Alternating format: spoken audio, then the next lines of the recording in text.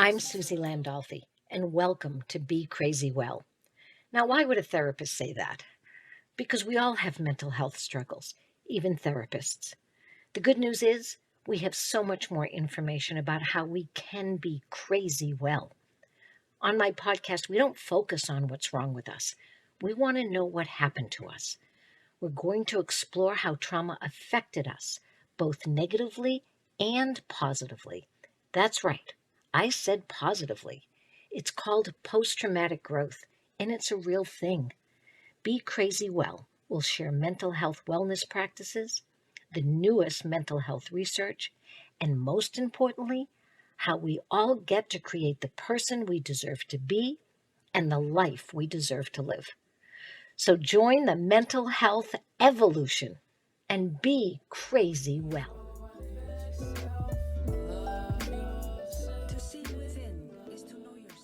So I just said to you, Nate, I said you were born ready. Does that sound right? I'll take it. Okay. Okay. We're so lucky. We were so happy, we being at Be Crazy Well and coming home well. I don't know if you get to be crazy well and then come home well or vice versa. I don't think it matters. Anyway, we were so happy to get all the information. First, your own personal story, Nate, and then all that your organization, Concerned Veterans for America, what they're doing to help improve care for veterans. Yes. And I say that in the broadest sense of care. I always say when I work with clients, I go, we're here to work on your physical, emotional, intellectual, spiritual, and financial well-being. And that financial covers all resources. How do you handle your resources? Right. Right? Because if you have $100 and you manage it well, and you have $1,000 and you don't, the 100 is actually more valuable. Right. So thank you for all that Concerned Veterans for America does in terms of helping people understand and ask for, then fight for. Sometimes you ask and you don't get anything. Right. Fight for their resources that they deserve, that they have already fought for, literally. Yes. So we wanted to ask you back and to continue the discussion. Number one, we have a whole hour to finish a little bit of your story of where you're at, because you just found out you have yet another wonderful, specialty of going on in your life and in your body, and what's going on, and teach us more and how we can all help with Concerned Veterans for America. So everybody, this is Nate Banks, and this is part 2 of our podcast. And I can verify he is crazy well. No question about it. The work that he does and what he's been through and how he's handled it. Nate, take it away. Thank you so much. So before we get started, if anybody's watching this and they haven't seen part 1, you should please go back and watch part 1. You should share it with your friends and family, encourage them to watch it, especially if they have any veterans in their lives that are in the VA healthcare system. There's a lot of valuable information in there that you can share with your friends, family, and their communities. Just to kind of recap.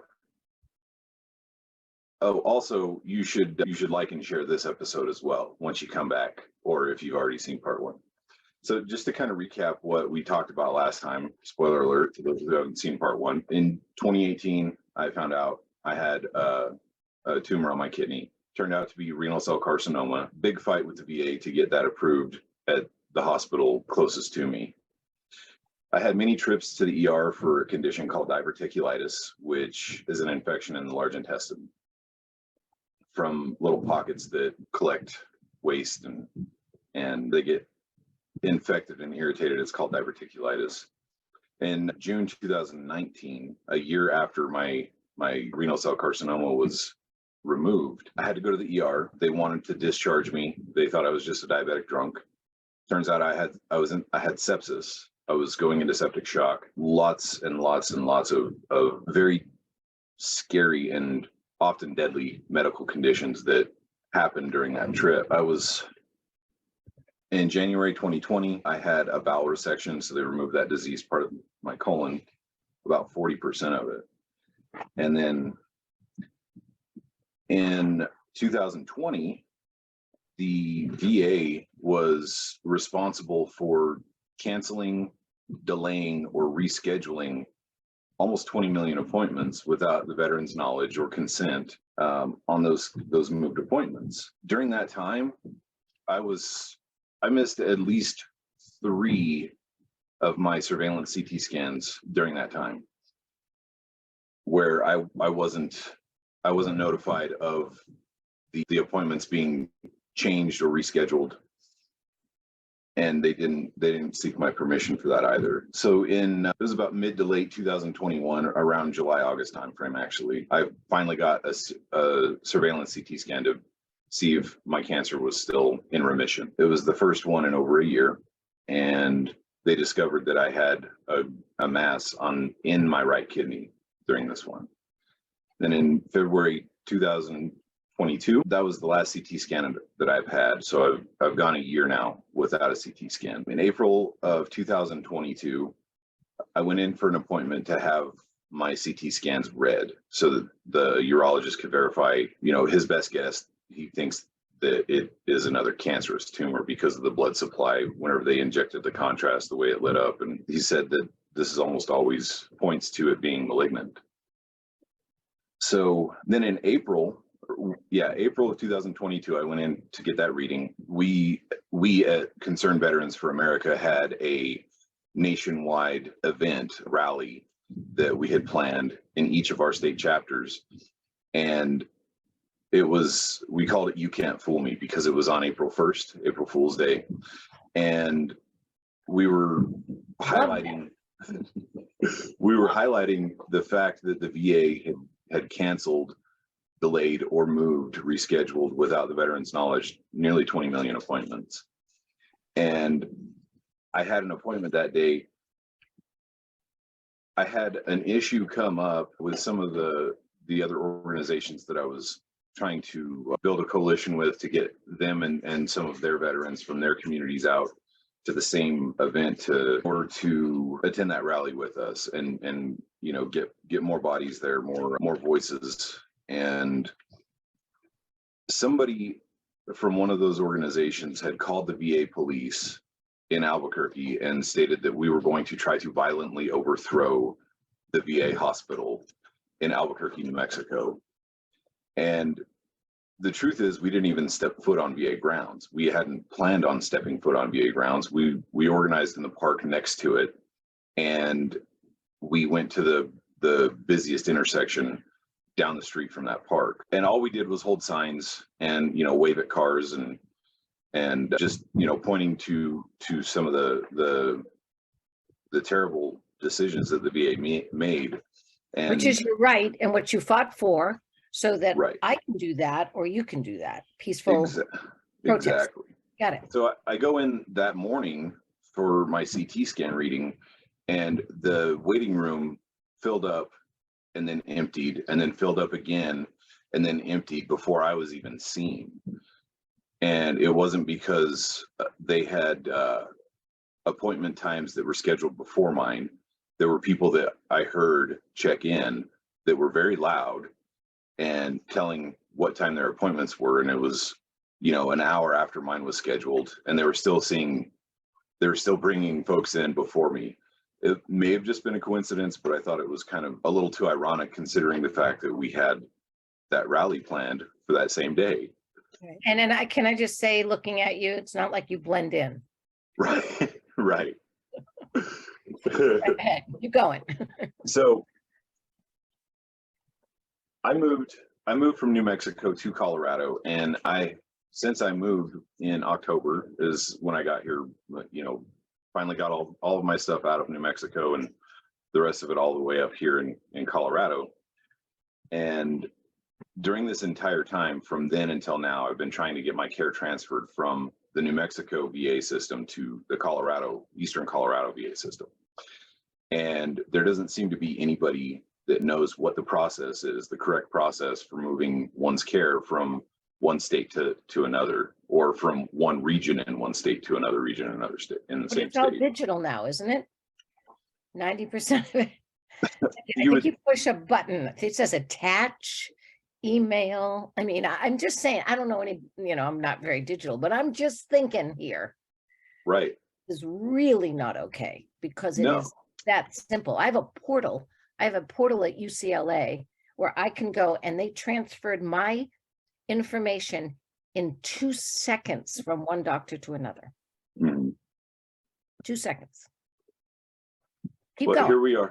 Here we are 5 months later, and I still haven't gotten my care transferred. I finally got an appointment with a primary care physician that happens later this month, but that was 5 months in the making.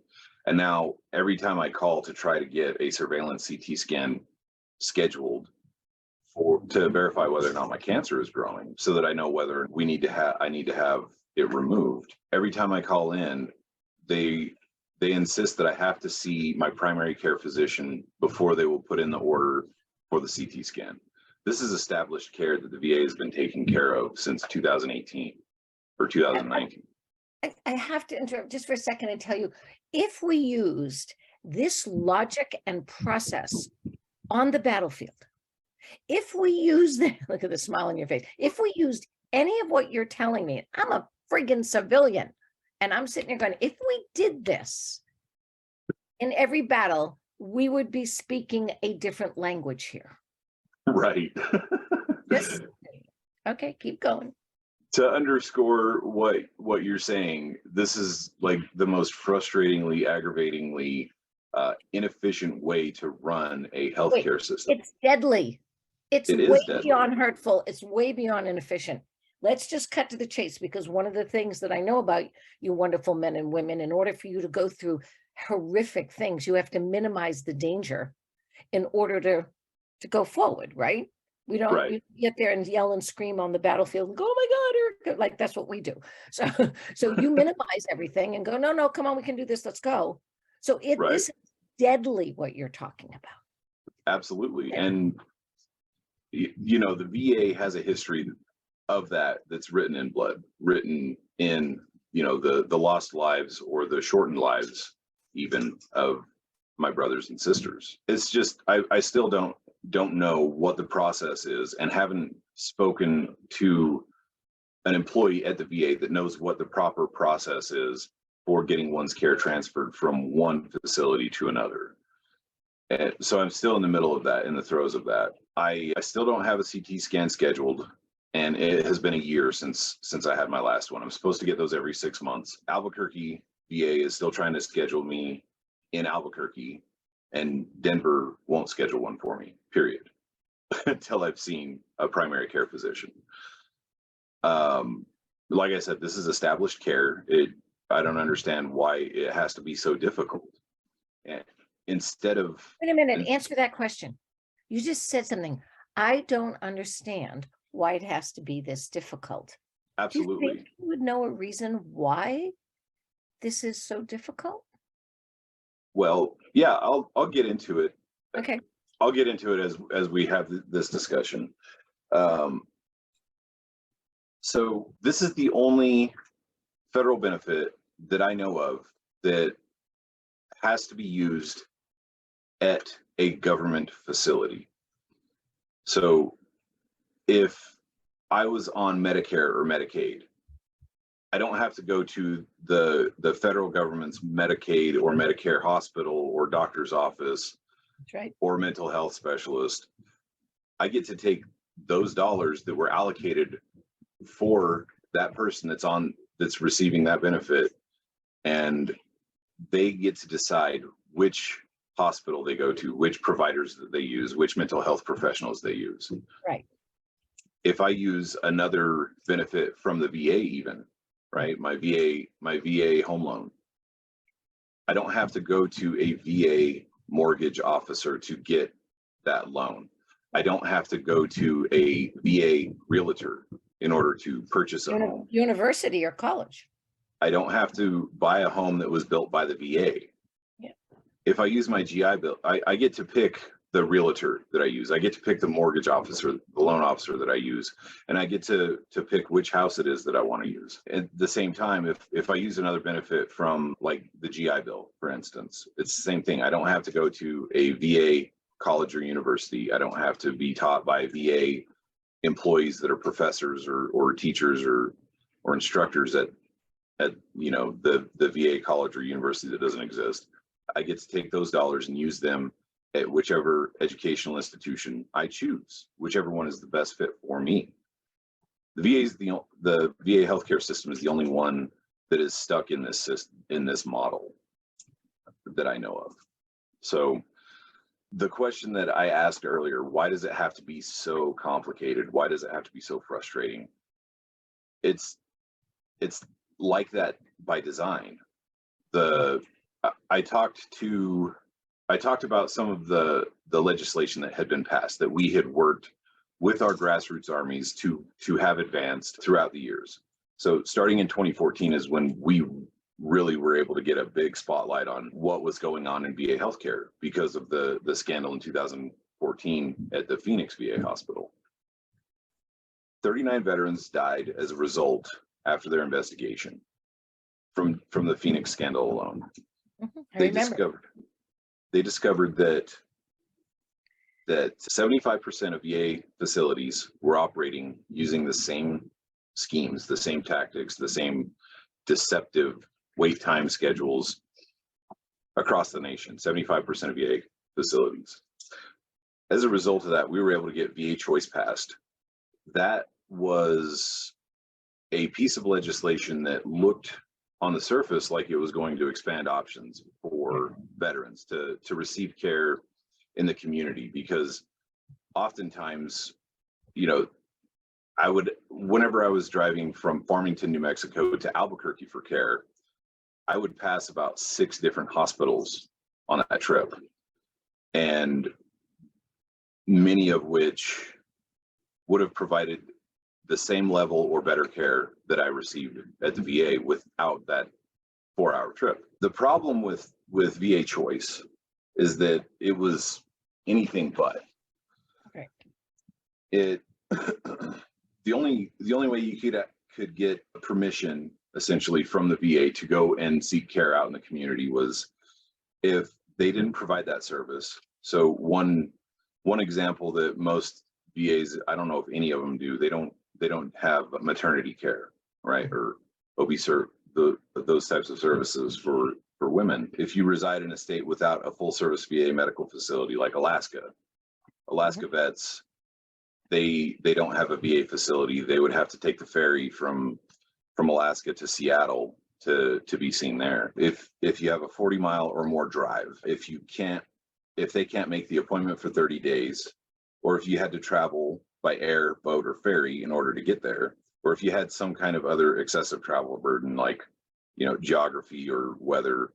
So if you had to go over a mountain pass and it was often snowed in the wintertime, then that would be one of the things they would consider. The thing is that you had to check off 5 of these 6 boxes in order to qualify for choice.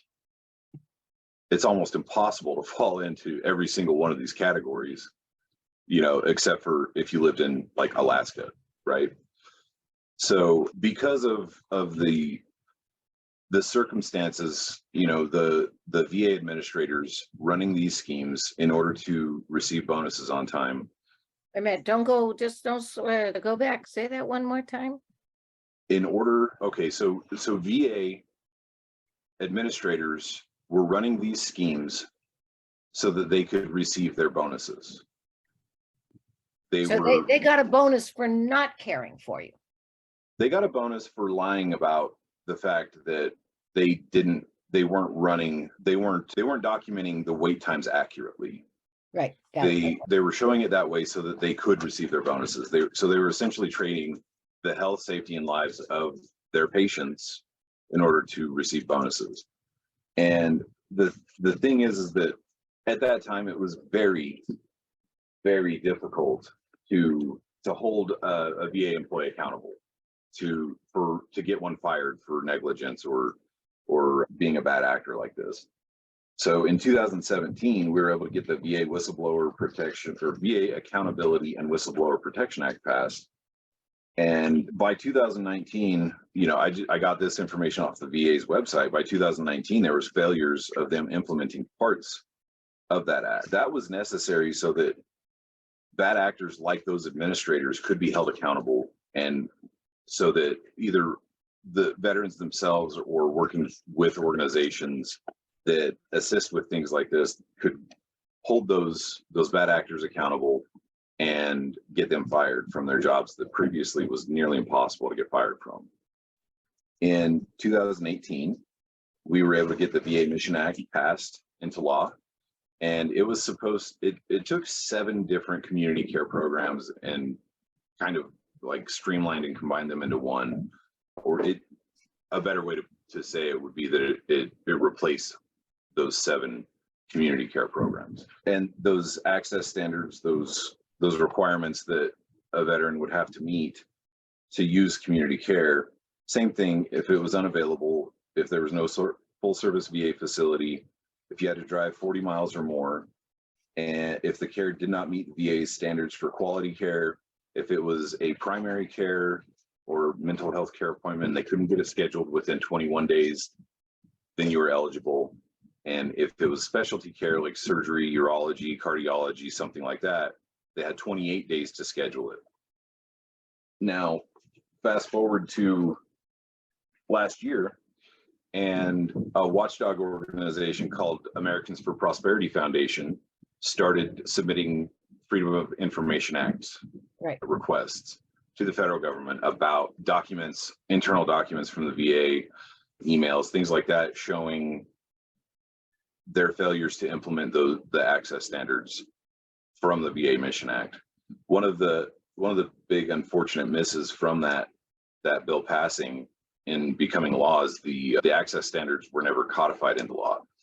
Part of that is the way that a lot of these bills, this legislation works is, they pass the bill and then regulatory agencies or other parts of the federal government come in and write, or they establish those additional pieces of that legislation, like the access standards. There's no uniform way across the board for VA facilities to calculate wait times and things like that. The watchdog organization started a lawsuit against the VA to get this information that they had requested, and the VA is delaying on this as well. I don't remember the exact percentage, but something like 70%, 65%, maybe more than that, of the documents that they have released were duplicates. Yeah. They've been ordered by a judge that they have to submit the documents that have been requested. They have so many per week that they have to release, or so many per month that they have to release. And they've been releasing duplicates instead of the fresh information that has been requested. So even when organizations like that try to assist with accountability, they continue the same tactics, delaying, denying, and otherwise just being dishonest. This is systemic. This is what they want to have happen. So you're trying to change something internal in the core of the VA from top down. Yes. Let's get a law, and then it will filter down, and this wonderful system that is supposed to be, what was created to help veterans. But the trouble is, we need what you guys are, the bottom-up change. Every single veteran who goes to the VA is the one that can hold them accountable. Yes. Then you're going to come top down and bottom up. Bottom up change always works better than top down. Always, forever. That is happening. So organizations like yours and several others, maybe many others, that you tried to get together to make a coalition, much like you would on the battlefield. Let's get this unit, let's get that unit, right? You're thinking in the right direction. The trouble is that systemic corruption, I'm just going to call it what it is. And by the way, you do know that we take an oath to do no harm. There's the Hippocratic Oath for medical professionals, and for mental health professionals, it's do no harm. So anybody that's working in the VA system are under those 2 ethics. Right. And yet that's what they're doing. Now, I'm not going to say everybody in the system. There are, I would imagine, some VA employees and maybe even administrators that are also inside trying to fight. I'm watching Games of Thrones right now, so this is like totally like Games of Thrones. I'm a little behind the 8 ball. Everybody watched it years ago. I'm just watching it now. But that idea of coalitions, that idea of systemic abuse, I'll call it that, medical and emotional, psychological abuse, because that's what it is, and corruption is so internal. It's going to be quite a job. It has been. Jon Snow, we need that guy. and actually the Stark girl, I forgot her name. I mean, she's the one that brought the coalition together. So the point being is that having you on, and I'm sorry to interrupt you, I need to say this because people that listen to this, they can get so discouraged and they can give up. I happen to have the honor of meeting 3 POWs from Hanoi Hilton. Like, hang with them, be with them, talk to them. Everett Alvarez, Gerald Coffey, and Charlie Plum. And Stockdale said, the leading officer at the Hanoi Hilton, the POW camp, said, you have one mission. Get home. Yes. I don't care if you spill your guts. I don't care what you do, other than you don't give up because you're going home. Right. So now we're talking about a podcast called Coming Home Well, Be Crazy Well, Coming Home Well. Yes. That's the VA's mission. Right. That's its mission. To care for him who bore the... Yeah, I can't remember the exact quote from Abraham Lincoln, but it's something like, to care for him who bore the burden and the injuries of war, and for his widow and for his orphan. That's right. And I go further. I don't care if you had injuries before or after. I'm going to work with them all. Any injury you have, because you've served. Right. I can't draw a line and say, well, your kidney thing, that didn't start till, I'm not doing that. Right. So keep going about what it is that we can do to help you. You're on the battlefield. You're there. What is it? When the Biden administration came into office, one of the first things that happened was, as part of the VA Mission Act, there was a website that was supposed to point veterans to what their rights were, educate them on what their rights were under this new law. As soon as the Biden administration came in, one of the first things that happened is they removed that website, and in its place they put up a website called Choose VA. So they're removing information that would assist vets in getting their care outside in the community, if that's what they desire, and replacing it with websites and information designed to try to keep veterans on campus at the VA. Those are some of the issues that we're still fighting today.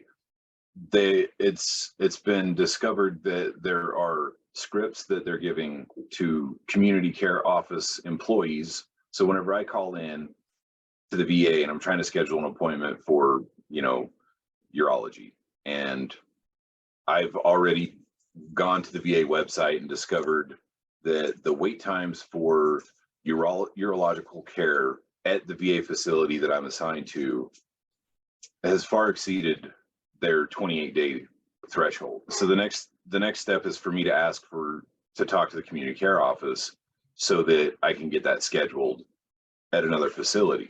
They have scripts with those employees in the community care office, and they're designed to try to persuade the veteran to keep his or her appointments at the VA rather than going to community care. There's a lot of information. If people are interested in learning more, you can go to our website. That's cv4a.org, Charlie Victor, the number 4alpha.org.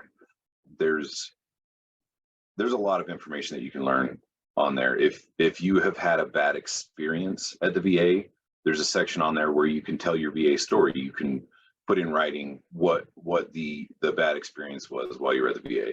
But we want good stories too, because not everybody that receives their care from the VA is dissatisfied with their care. Not everybody that receives their care from the VA gets bad care. Some people get amazing care, great care. And that's the goal, is for everyone to get care like that, to get care that is timely, that's quality, and is in the best interest of that veteran's healthcare needs. the there's a lot of rumors, right? Whenever we were going through with VA Choice, VA Mission Act, it seems like no matter what legislation we are supporting to try to break barriers from veterans receiving quality health care, we get these rumors start about us wanting to privatize the VA and eliminate it and things like that. And ultimately, I wouldn't want to force somebody to not go to the VA if they wanted to go to the VA, right? Like I said, there's a lot of veterans that are extremely happy with their care, but there are so many that don't get that level or quality of care. There has to be other options. Well, there's an either or. They both coexist. So that, and if you right, want to go to the VA and you've gotten great care, and if you haven't, and right, both. exactly.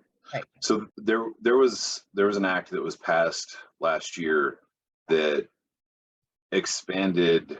It causes the VA to have to recognize certain toxic exposures, and there's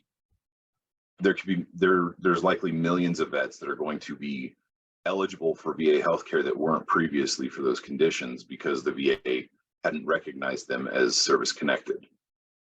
After investigations, whatever, they've determined now that they are service connected, so that has increased the patient burden on the VA by 1 million vets, hundreds of thousands anyway, lots and lots of vets. So they already have severe wait times. They have huge backlogs in processing claims, processing appointments, and getting veterans seen on time. Adding this many veterans to it, I mean, it's amazing and great that they're finally going to be able to get care for those terrible toxic exposures. But there's a greater need now than there ever has been after that passing to expand choice for veterans so that those toxic exposed veterans aren't dealing with the same issues that other veterans that have been there for years have been dealing with. There's a bill that we were supporting last year that Senator Blackburn from Tennessee had introduced, and it was called the Veteran Healthcare Freedom Act. And essentially what it would do is remove the VA from the decision rights from where the veteran receives their care. So that means that I wouldn't have to schedule my appointments through the VA, wait through their, jump through all their bureaucratic loopholes before I finally speak to the community care office, who is going to try to persuade me not to use my community care benefits. It would eliminate all those steps where I can just say, okay, here's an example that I would use it for, right? One of my aunts just had a tumor removed from her kidney here in Denver, in Aurora at the CU Health, the University of Colorado's massive hospital campus there in Aurora, which is almost right next to the new VA hospital there. Her surgeon is a urologist named Dr. Kim. And because she'd had some other like hernia repair and had the hernia repair mesh in her abdomen, he had to come at that. He had to perform the surgery coming at it from a different angle so as to not to disturb or ruin that surgical mesh. He told me that the procedure was going to take 1.5 hours to 2.5 hours. And I got a text saying that the procedure had started. And less than an hour later, he was calling me to tell me that she was in recovery and they were going to be waking her up soon. So 1.5 hours to 2 hours turned into an hour surgery. That dude's got skills. He did an atypical surgery with all the abdominal surgeries that I've had so far. I have a lot of scar tissue. So I need somebody that's going to be that competent. That's the guy that I want to choose. And if I didn't have to go through the VA's bureaucracy to get it scheduled over there, I would just call up CU Health or UC Health and have them schedule a CT scan because, the VA is a year behind on it. And then to schedule the surgery when I need it removed with Dr. Kim, because Dr. Kim isn't going to work for the VA. Dr. Kim doesn't work for the VA. He works for the University. Wait, he doesn't want to. Now you're talking to a mental health professional right now. I don't want to work for the VA. Mhm. I don't. I'm being honest, because I know that I can't give the care the way that I know it deserves to be given Mhm. in the VA. I've talked Right. to psychiatrists that have worked there that have had to leave. Said, I can't do this. I can't have a pharmacist tell me what kind of drugs I want to give to the veteran that I'm seeing. But Right. that's how it works. Oh, we bought all Yes. these drugs, therefore now you can only prescribe these, because I don't Right. want to prescribe those. So he lasted 5 years. Hmm. So then all these other nonprofit organizations start to blossom, and some of them retreat, some of them like MVP, that is weekly, because we can't justify or support that kind of lack of dangerous care. Right. I watched the movie Amsterdam. I don't know if you've seen it yet. It's all No, I about haven't. who knew it was about veterans. I mean, it was amazing. It's about veterans and a nurse that took care of them on the battlefield and what they go through. And it talked about a huge rally in Washington with veterans that I knew Mhm. nothing about. And they went there to rally on the steps of the Capitol to protest the lack of care. Mhm. I knew nothing about that in history.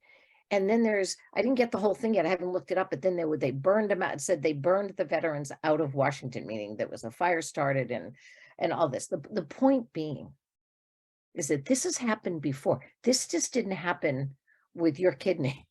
This just didn't happen, with Iraq, Afghanistan, Korea, World War II, World War I. This has been a systemic problem of lack of concern and care Mhm. for a long time.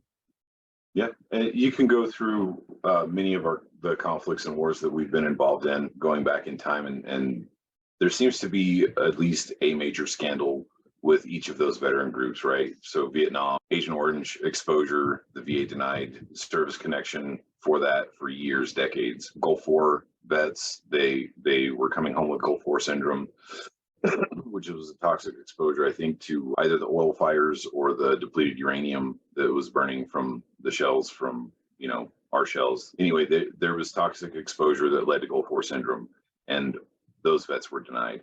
And then there was the burn pits from my generation, post 9/11 global war on terror vets, and the burn pits that they were exposed to in both Iraq and Afghanistan. So there was other bases, like there's one in Pakistan a friend of mine was stationed at, that had it was an abandoned Soviet base, and there was it was just a toxic wasteland there. The thing is that if we had choice, right? If we had actual choice, true, those veterans that were exposed to those toxins, whether it be Agent Orange or what caused Gulf War syndrome, the burn pits in Iraq and Afghanistan, if we had choice over our healthcare, they could have gone to the community and had those taken care of in by their community providers without having to jump through VA loopholes and continuous denials and delays on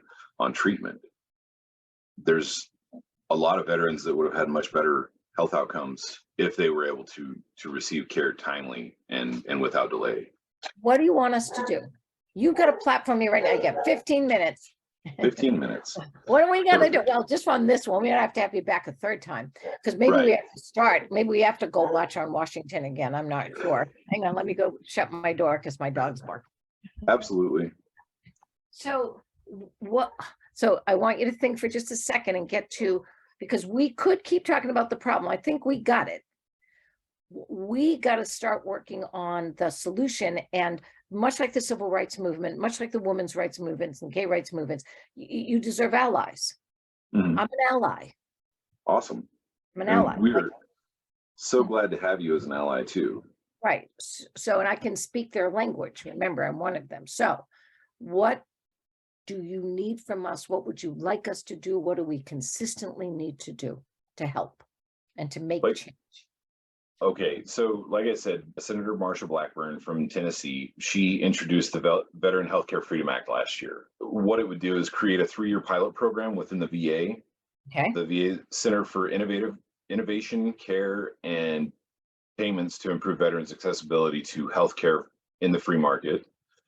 Requires that the pilot program be carried out in at least 4 veteran integrated service networks, which would have been chosen by the secretary of the VA, I believe. He would have chosen the four service networks. It would have improved access to free market healthcare by allowing veterans access to primary, specialty, and mental health care outside of their corresponding VISNs, the Veteran Integrated Service Networks, and at non-VA facilities. It would require the VA to give veterans information about eligibility, cost sharing, treatments, and providers so that they're able to make informed decisions. And it would make the pilot program permanent nationwide 4 years after the enactment of it. So in 4 years, there would no longer be these requirements for vets like me to jump through all these hoops to receive care. Another That one, needs to be passed. yes. Okay. Well, that was in the 117th Congress. It was last year. It's new Congress, new year, so it has yet to be introduced again. But you could call your representatives, you could call your senators from your state and ask them to sponsor that bill to Say the bill again. Say the name again for me, Nate. Bill. Sure. So it's Veteran Healthcare Freedom Act, Veterans Healthcare Freedom Act. So they could call freedom in there.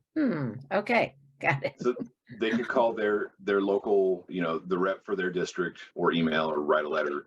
They can get a hold of their senators and ask them to sponsor or co-sponsor that legislation. Another one that was introduced last year was reintroduced again this year from Florida's Representative Stubbe. It's the Veterans True Choice Bill, and as opposed to fake choice. Sorry. Right. Okay. Well, and what we're under right now in many ways is fake choice. Yeah. Because I ultimately don't have the decision rights over my own healthcare. I have to get permission from this awful bureaucracy to get it done. So under the True Choice Bill, service-connected veterans would be given the same healthcare choices and options that retired military have. Veterans would choose either the VA or applicable TRICARE program, but they may not be concurrently enrolled in both. So veterans who chose to enroll in TRICARE Select would only be able to use it until Medicare eligibility. Then they'd have to use TRICARE for life. Veterans would have the same cost share as military retired Group B, and it wouldn't cover dependents. But the vets would have more choice to select the program that's right for. So that's another one that I believe has been reintroduced. So same thing, you can call your congressman, you can call your senators, you could even call the VA secretary, you could call the White House.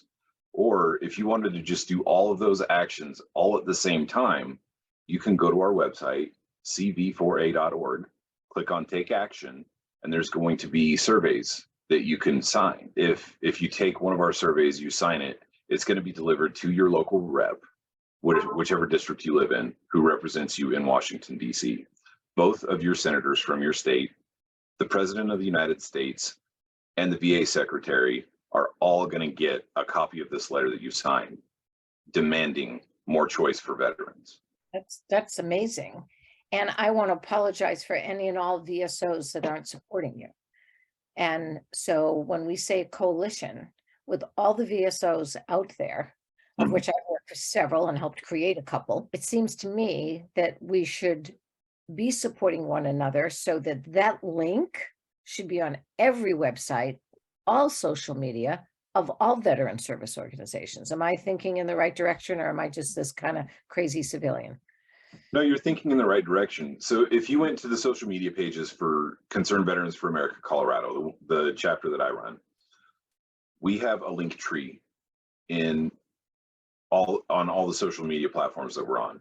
So if you visit us on Twitter at Concerned Vets CO, or if you visited us on Facebook, Concerned Veterans for America, Colorado, or Instagram, Concerned Vets CO, you'd find our link tree link, and you click on that, and I have it set up to where you can click directly into those surveys to sign, those petitions to sign, that will be sent to those 5 locations that I described. Your rep, both senators, the president, and the VA secretary. So all of us as VOs could do the same thing. We could put on our social media, we could put a little blurb on our member Yammer. We have lots of members. And we could say, here's one other VSO that we're supporting. And would you please take a look and consider signing these surveys and sending them? So Yeah. Well, go ahead. To be clear, we're Concerned Vets for America is not a VSO. We're not a veteran services organization. Right. You're an advocacy. We are a policy advocacy organization. Right. Right. So that's the umbrella. We are VSOs, some of us. Yes. Other, right. We can, though, come under your umbrella and still support your advocacy for our members. Absolutely. Absolutely. One of the things that I said last week, the part 1, whenever we were speaking, one of the things that I had said to you is that we will unite with anyone to do right and no one to do wrong. So we'll unite with anyone to do the right thing, but we will not unite with anyone if it's going to cause harm. So any VSOs out there that want to join with us, we in one of our chapters, I know that you're affiliated with Merging Veterans with Players. I sure am. One of our chapters has a really, really close relationship with Merging Vets with Players, and that's the Las Vegas, Nevada chapter. Isaac and Bruno, 2 great veteran disruptors, I call them. And my colleague and brother Leo Garcia, he runs the CVA Nevada chapter. They hold their meetings. There's a lot of crossover and where CVA does P things and vice versa. But one of the cool things about the Las Vegas chapter is they hold their meetings for MVP at Randy Couture's gym, former UFC champion and Army veteran.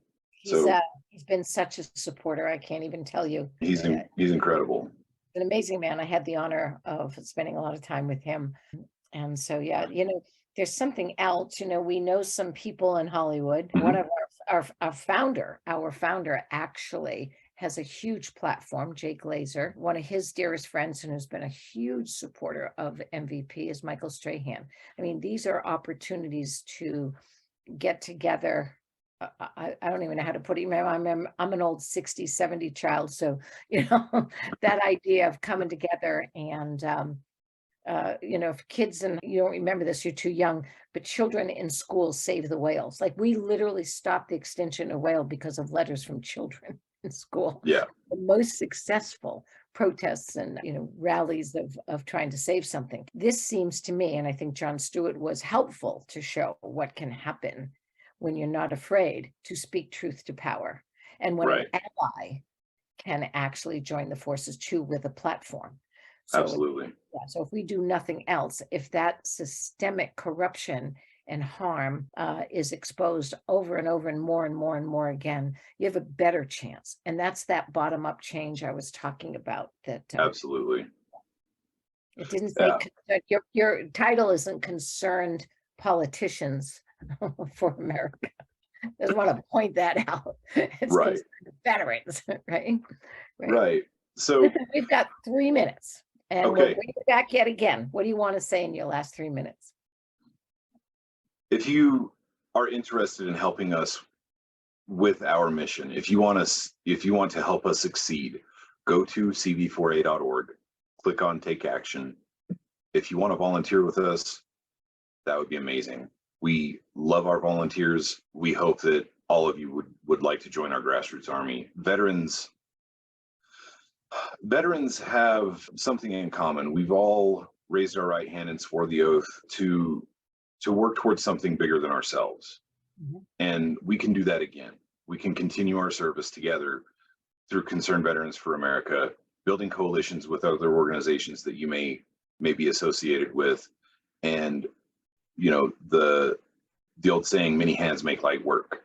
So we do fun and engaging activities with our volunteers. With our coalition partners, we offer educational opportunities where we teach them about these issues, whether it's VA healthcare reform, foreign policy, through a lens of realism and restraint, or securing our nation's financial future by getting our debt and deficit spending under control. Right. If you want to join with us on any of those items, go to cv4a.org, click on Take Action. There's one of those surveys or that you can sign that is simply just to sign up to be a volunteer with us. And can civilians fill that out? Absolutely. Anyone can fill that out. Okay. Yes. We are not concerned veterans for veterans. We are concerned veterans for America, right? Nate, I can't thank you enough. I mean, every time we have you on, I keep learning more and more. And this really is how change happens. Yes. Like, it really is. And, and also I couldn't help but be in complete awe and support of you. As you fight for everybody else, you still deserve to keep fighting for you. And Yes. that's a lot of fighting. It is. So I want you to know that. Thank And you. I know a few kidney doctors, like I donated one, I told you that. Right. So you know what? I'm going to see what I can do too. So sometimes people actually want to help somebody, Doctors Without Borders, all of that, and now everybody else. So we're going to keep you moving forward with your health. Yes. Well, because we deserve you and we need you. Awesome. It's Bless been you, great, Nate. Susie. Thanks. It's been wonderful. It has. It's been great. We'll have you back again. Well, remember, I'm an old disruptor, right? That's right. You're a new disruptor, and we need That's them. right. Disruptors make change, and especially when they're principled disruptors. I agree, 100%. All right. You have a Thank great you so much. We'll get back. Everybody, Be Crazy Well. Theme song from Calvin Love. Check him out. He's a great songwriter. Who knew that today? And so Nate Banks and Concerned Veterans for America. Bless you and bless all the work that you and your organization are doing. Thank you. Peace out. Bye.